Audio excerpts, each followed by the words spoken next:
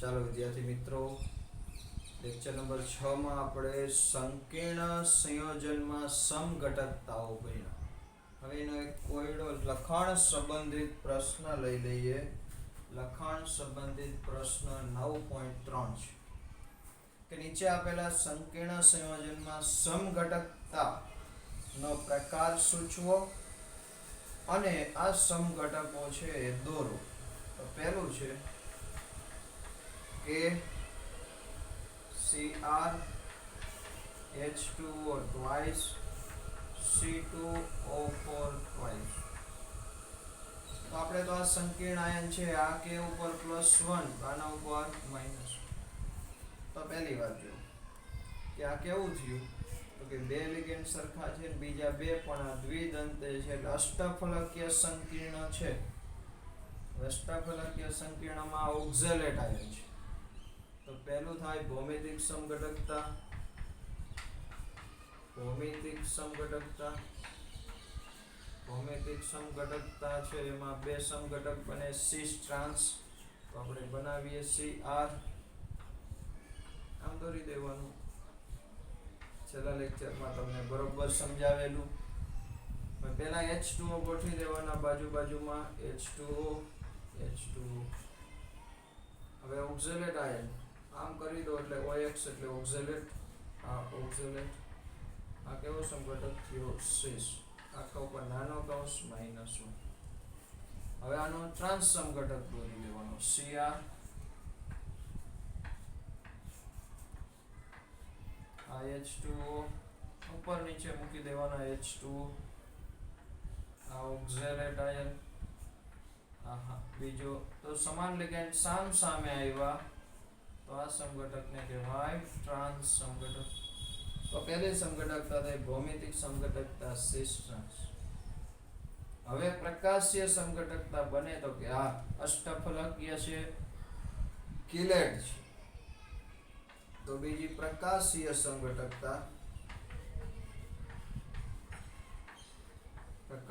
સમઘટકતામાં કાલે લાસ્ટ લેક્ચરમાં કીધું હતું કે ટ્રાન્સનો કોઈ દિવસ પ્રકાશીય સમઘટક ન બને તો એ કોનો બને? સિસ નો બને. તો આપણે આનો પ્રકાશીય સમઘટક બનાવી દેવાનો Cr.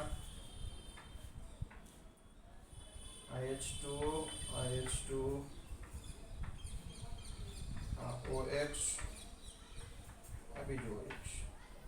આમ કરવાનું, પ્રતિબિંબ દોરવાનું. પછી એની સામે એનું પ્રતિબિંબ દોરી દેવાનું Cr. આ H2 આ બાજુ તો H2 આ બાજુ આવશે. આ એક ઓક્ઝેલેટ, આ બીજો. આમાં એક ડેક્સ્ટ્રો હશે, બીજો લીવો હોય. તો આ બે પ્રકારની સમઘટકતા મળશે, ડેક્સ્ટ્રો લીવો અને સિસ ટ્રાન્સ. સમજાય છે બરોબર? જોઈ લેજો કેમ દોર્યા છે, ખાસ જોવાનું છે. ચાલો, તો આ બે સમઘટકતા. હવે બીજી બંધારણીય સમઘટકતામાં કોઈ થાય એવું છે નહીં. તો આ બે પ્રકારની સમઘટકતા, એક ભૌમિતિક સમઘટકતા અને બીજી પ્રકાશીય સમઘટકતા. ચાલો, ત્યાર પછી બીજું ઉદાહરણ લઈએ. CO En thrice Cl3. હવે આમાં ત્રણે ત્રણ સમાન લિગેન્ડ જ છે. આ ત્રણ કાઢી નાખો Cl એટલે આનો પર વીજભાર કયો આવી જાય? +3. તો આમાં માત્ર એક જ સમઘટકતા આવશે, પ્રકાશીય સમઘટકતા. કેમ પ્રકાશીય એક જ આવી? તો કે આ દ્વિદંતીય લિગેન્ડ એવા ત્રણ છે, અષ્ટફલકીય આકાર થઈ જાય. આમ દોરી દેવાના. ચાલો, એક En આયા મૂકો, આ બીજો En મૂકો, આ ત્રીજો En મૂકો. કૌંસ કરી +3. આનું પ્રતિબિંબ દોરી દો CO મિત્રો.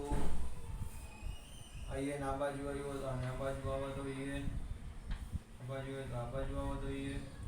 આ વિરુદ્ધ બાજુ જવા દો, કૌંસ કરી નાખો પ્લસનો. તો આમાં એક ડેક્સ્ટ્રો હશે તો બીજો લીવો. આ ડેક્સ્ટ્રો તો આ શું હોય? લીવો. તો બીજામાં બે સમઘટકતા મળી, ખાલી એક જ પ્રકાશીય સમઘટકતા જ મળી, બીજી કોઈ મળે એવી છે નહીં. ચાલો તો ત્યાર પછી ત્રીજો ઉદાહરણ 3 છે. CO NH3 NO2 બાર છે NO3 twice. તો આમાં તો 5 અને 1 તો ભૌમિતિક ન બને. બીજું આમાં બહુદંતીય લિગેન્ડ નથી એટલે પ્રકાશીય સમઘટક ન બને. તો પહેલા આમાંથી NO2 લિગેન્ડ છે એટલે બંધારણીય સમઘટક બનશે, બંધનીય સમઘટક. એ કયા? તો એકવાર NO2 રાખો ને એકવાર ONO કરી નાખો. એકવાર CO NH3 NO2 NO3 twice. એનો સમઘટક CO NH3 ONO કરना NO3 twice.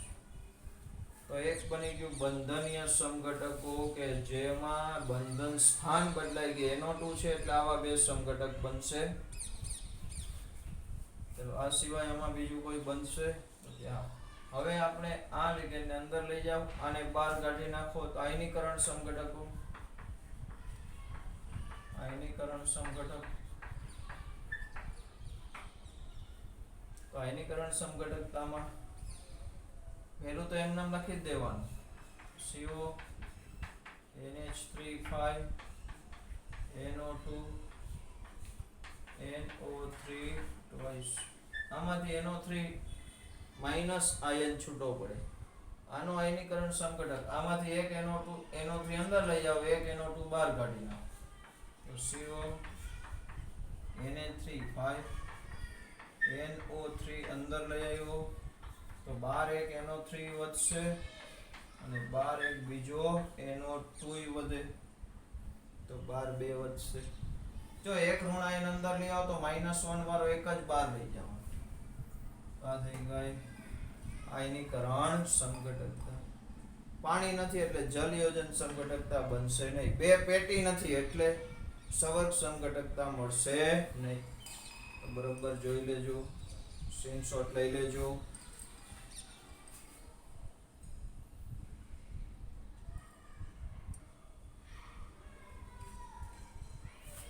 ચલો ચોથું ઉદાહરણ PT NH3 એમાઇન લિગેન્ડ છે, પછી H2O અને Cl2. કુલ સવર્ગાત 4 થયો. કેટલો થયો? 4. એમાં આ બે સમાન લિગેન્ડ છે તો ભૌમિતિક સમઘટકતા મળશે. ભૌમિતિક સમઘટકતા PT બે Cl બાજુ બાજુમાં રાખી દો. અહીંયા NH3 રાખો, અહીંયા H2O રાખો. તો આ કયો સમઘટક થઈ ગયો? સીસ. એનો ટ્રાન્સ બની જશે PT. આ Cl સામે રાખી દો, ગમે ત્યાં NH3 ને H2O રાખો, કાંઈ ફેર ન પડે. આ કયો સમઘટક થયો? ટ્રાન્સ સમઘટક. તો આટલા પ્રકારે સમઘટકો બનાવી શકાય. 9.4 મો કોયડો એટલે લખાણ સંબંધિત પ્રશ્ન છે. આવું કે છે CO NH3 5 ClSO4 અને CO NH3 5SO4 Cl આયનીકરણ સમઘટકો છે. આયનીકરણ સમઘટકો છે તેના પુરાવા આપો. સાબિત કરવાનું છે કે આ બે એકબીજાના આયનીકરણ. જો આમાં સુધી SO4 અંદર ગયો, Cl બહાર આવી ગયો એટલે એટલે આને કેવા કહેવાય આયનીકરણ સમઘટકો છે. તો આપણે આના શું કરવાના છે? પુરાવા આપવાના છે. તો પહેલા લઈ લેજો કે CONH3 5ClSO4 આને પાણીમાં નાખો તો એનું આયનીકરણ થાય. તો આ પેટી ધન આયન અને આ ઋણ આયન SO4 2 માઈનસ, તો આના ઉપર માઈનસ પ્લસ 2 આપો. તો આમાંથી SO4 2 માઈનસ એને પ્રતિઆયન કહેવાય. કેવું આયન છે? પ્રતિઆયન છે. તો આનું જે દ્રાવણ હોય એ દ્રાવણની અંદર તમે બેરિયમ ક્લોરાઇડ નાખો BaCl2 તો તમને એમાંથી બેરિયમ સલ્ફેટ BaSO4 ના અવક્ષેપ મળશે. તો આમાંથી BaSO4 ના અવક્ષેપ મળે છે એટલે કહી શકાય કે આમાંથી SO4 2 માઈનસ આયન છૂટો પડતો હશે એટલે એ પ્રતિઆયન હશે. હવે એનો સમઘટક છે આ CONH3 5SO4 આનું પાણીમાં બનાવેલું દ્રાવણ હોય તો એમાંથી Cl માઈનસ આયન પ્રતિઆયન છૂટો પડે. તો મતલબ કે આનું જલીય દ્રાવણ લઈ એની અંદર AgNO3 નાખ્યું, સાથે પ્રક્રિયા કરતા AgCl ના સફેદ અવક્ષેપ મળે છે. એટલે કહી શકાય કે આમાં પ્રતિઆયન Cl માઈનસ છે. તો મતલબ કે આને AgNO3 હારે પ્રક્રિયા થતી નથી, એવી રીતના આની BaCl2 હારે પ્રક્રિયા થતી નથી. તો આની AgNO3 આમાં નાખ્યો હોય આ દ્રાવણ તો કોઈ પ્રક્રિયા નથી થતી. આમાં AgNO3 નાખો તો પ્રક્રિયા થતી નથી. કેમ ન થાય? તો કે આમાં જે Cl જે લિગેન્ડ તરીકે છે એ છૂટો પડતો નથી, પણ BaCl2 હારે બેરિયમ સલ્ફેટ ના અવક્ષેપ મળે છે એટલે ફાઇનલ થઈ ગયું કે આમાં પ્રતિઆયન કયો છે? SO4 2 minus. ત્યારે આની અંદર BaCl2 નાખો તો પ્રક્રિયા થતી નથી એટલે નક્કી થઈ ગયું કે આમાં SO4 છે લિગેન્ડ તરીકે છે. આ રીતે આપણે સાબિતી આપી શકીએ. સમજાય છે? તો આ રીતે સમઘટકો ખાસ મહત્વના છે. ચાલો જોઈ લો.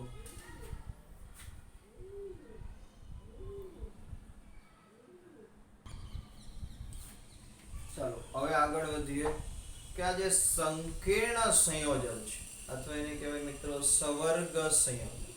તો સવર્ગ સંયોજનોમાં ખરેખર બંધ કેવી રીતે બને છે એના માટેની આપણે વાત કરવાની.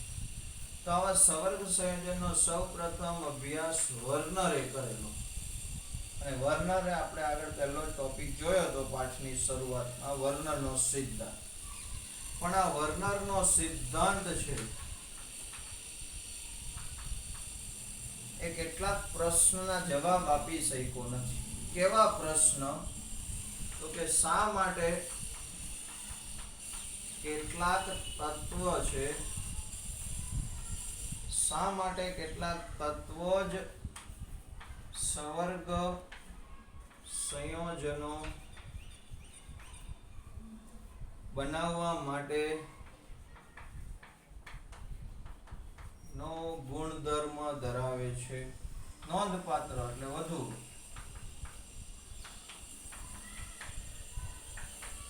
ઘણા બધા સંક્રાંતિ ધાતુઓ છે પણ એમાંથી તમે જો તો કોબાલ્ટ છે, ક્રોમિયમ છે, આયર્ન છે, નિકલ છે, એવી અમુક ધાતુના જ સંકીર્ણ સંયોજનો વધારે હોય છે. એનું કારણ શું? એ વર્નર સમજાવી શક્યા નહીં. બીજું કે સવર્ગ સંયોજનો બંધન શા માટે દિશાકીય છે? સવર્ગ સંયોજનમાં બંધન શા માટે દિશાકીય છે? કે કેમ ચોક્કસ દિશાથી જ લિગેન્ડ જોડાય છે અને ચોક્કસ આકાર વાળા જ સંકીર્ણ સંયોજન બને છે, એવું વર્નર સમજાવી શક્યા નહીં. ત્રીજું, આવા સવર્ગ સંયોજનો શા માટે લાક્ષણિક એટલે ચોક્કસ ચુંબકીય અને પ્રકાશીય ગુણધર્મ ધરાવે છે.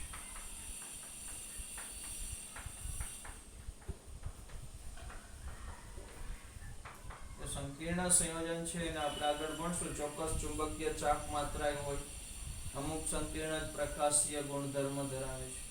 તો આ બધાના કારણો છે વર્નર સમજાવી શક્યા નહોતા. તો આ સવર્ગ સંયોજનો સમજવા માટે ત્યાર પછી ઘણા અભિગમ એટલે સિદ્ધાંત રજૂ થયા છે. કેવા કેવા સિદ્ધાંતો? પહેલા valence bond theory. Valence bond theory એટલે સંયોજકતા બંધન સિદ્ધાંત. સંયોજકતા બંધન સિદ્ધાંત. બીજી ક્રિસ્ટલ ફિલ્ડ થિયરી, સ્ફટિક ક્ષેત્રવાદ અથવા સ્ફટિક ક્ષેત્રવાદનો સિદ્ધાંત અથવા સ્ફટિક ક્ષેત્ર સિદ્ધાંત, આને કહેવાય ક્રિસ્ટલ ફિલ્ડ થિયરી. ત્રીજું લિગેન્ડ ફિલ્ડ થિયરી એટલે લિગેન્ડ ક્ષેત્ર સિદ્ધાંત. ચોથું molecular orbital theory, MO theory, આણ્વીય કક્ષક સિદ્ધાંત. તો જુદા જુદા 4 સિદ્ધાંતો દ્વારા સંકીર્ણ સંયોજન છે એના બંધારણ, એના ગુણધર્મ, એની લાક્ષણિકતા સમજવાનો પ્રયત્ન કર્યો છે.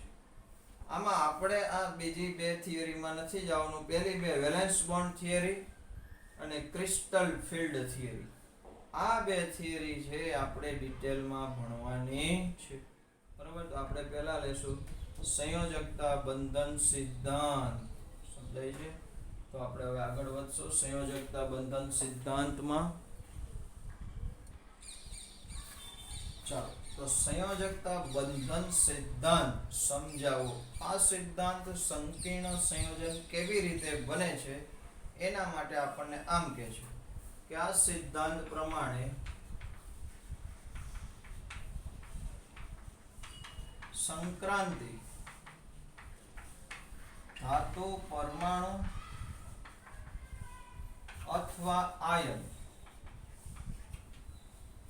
લિગેન્ડની અસર હેઠળ એટલે કે લિગેન્ડ આવવાથી અસર હેઠળ પોતાની એટલે કે ધાતુ આયન પોતાની N-1D NS NP કે ND કક્ષકોનું સમિશ્રણ કરી એટલે કે સંકરણ કરી સંકરણ પામે છે. સમજો શું કે છે કે આ સિદ્ધાંત એમ કે છે કે સંક્રાંતિ ધાતુ પરમાણુ કે આયન હોય એની સાથે જ્યારે લિગેન્ડ જોડાવા આવે છે એ લિગેન્ડ જોડાય એ પહેલા આ ધાતુની દાખલા તરીકે n-1 નું 3D લઉં તો આ 3D કક્ષક 4s કક્ષક 4p કે 4D એમાં જરૂર પૂરતી કક્ષકો છે એનું સમિશ્રણ કરીને સંકરણ પામે છે અને આ સંકરણ કક્ષકો સમચતુષ્ફલકીય, અષ્ટફલકીય, સમતલીય, સમચોરસ વગેરે ચોક્કસ દિશામાં ગોઠવાય છે. આ કક્ષકો છે જો 4 હોય તો સમતલીય સમચોરસ હોય અથવા ચતુષ્ફલકીય હોય અને 6 હોય તો અષ્ટફલકીય આકારે ગોઠવાય ચોક્કસ આકાર ધરાવતી ભૂમિતિ ઉત્પન્ન થાય. તો આ સંકરણ કક્ષકો ચોક્કસ આકારે ગોઠવાય છે અને તે લિગેન્ડ હવે ઇલેક્ટ્રોન આપીને કોણ જોડાવાનું છે? લિગેન્ડ. આ સંકૃત કક્ષકો એટલે કે આ કક્ષકો એમ લખો. ચાલો, આ સંકૃત કક્ષકો કે જે સંકરણથી ઉદ્ભવેલી છે તે લિગેન્ડના દાતા પરમાણુની કક્ષક સાથે સમિશ્રણ પામે છે, એની હારે જોડાઈ જાય છે અને તેથી સવર્ગ સંયોજનો બને છે.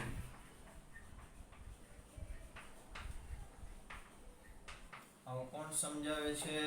સંયોજકતા બંધનવાદ. શું કહે છે સમજો.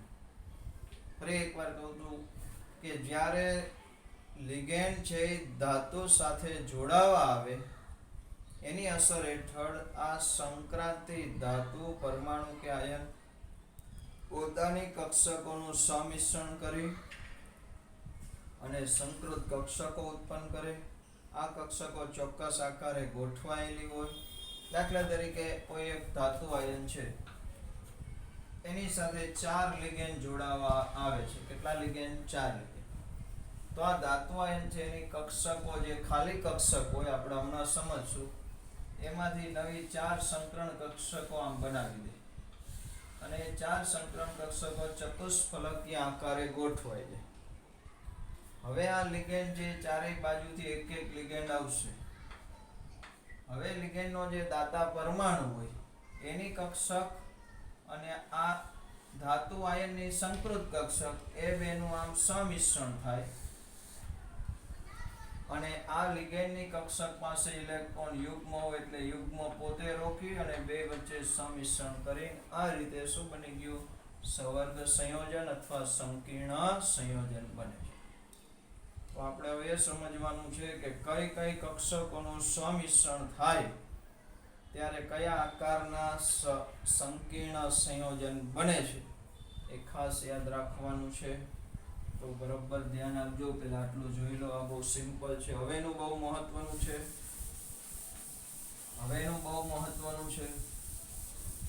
આપણે એકદમ શોર્ટકટમાં સમજીએ કે જો ધાતુ આયનની ધાતુ પરમાણુ અથવા આયનની જુદી જુદી કક્ષક લખું, જેની 3D કક્ષક હોય, 4s કક્ષક હોય, 4p કક્ષક હોય કે 4d કક્ષક. આ 4 કક્ષકો છે. હવે જો 1d કક્ષક, અહીંયા આ એકડો લખ્યો એટલે 1d કક્ષક, 1s કક્ષક અને 2p કક્ષક. જો આ એક નંબર શું આપ્યો છે? 1s, એક 3d ની એક, 4s ની એક અને 4p ની બે, કુલ 4 કક્ષકોનું સંમિશ્રણ થાય તો સંકરણ કયું થયું કહેવાય? dsp2 સંકરણ થાય. અને જ્યારે dsp2 સંકરણ થશે ત્યારે આકાર કયો આવશે? સમતલીય ચોરસ. કયો આકાર આવશે? સમતલીય ચોરસ. આવું સંકરણ ક્યારે કરે? તો કે જ્યારે સવર્ગાંક કેટલો હોય? 4. એટલે કે 4 લિગેન્ડ જોડાવા આવતા હોય ત્યારે આ પ્રકારનું સંમિશ્રણ. બીજું મહત્વનું કે 1 4s અને 3 4p એમ કુલ 4 કક્ષકોનું સંમિશ્રણ થાય તો sp3 સંકરણ થાય અને sp3 સંકરણ થાય ત્યારે આકાર કયો બનશે? ચતુષ્ફલકીય. કયો આકાર બનશે? ચતુષ્ફલકીય. આકાર કેવો હોય? તો કે ધાતુ આયન સાથે ચોરસના 4 ખૂણે લિગેન્ડ જોડાશે. આમાં ધાતુ આયન સાથે ચતુષ્ફલકીય આકારે લિગેન્ડ જોડાય. હજી લિગેન્ડ જોડાયા પહેલાની વાત છે. આ તો ખાલી કક્ષકો આપણે આમ રાખીએ, ત્યાં લિગેન્ડ ન જોડે. આ રીતે સંકરણ કક્ષકો ગોઠવાય. ચલો, ત્યાર પછી હવે આ ઉપરની કક્ષકો આની જરૂર નથી, આ કાઢી નાખું છું. હવે જોજો, 2 3D કક્ષક, 1 4s કક્ષક અને 3 4p કક્ષક. 2 3D, 1 4s અને 3 4p. એમ કુલ 6 કક્ષકનું સંમિશ્રણ થાય તો કયું સંકરણ કહેવાય? D2sp3.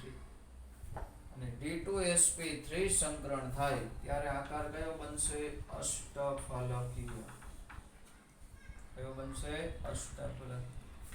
એવી જ રીતે એક S 3p અને એક D.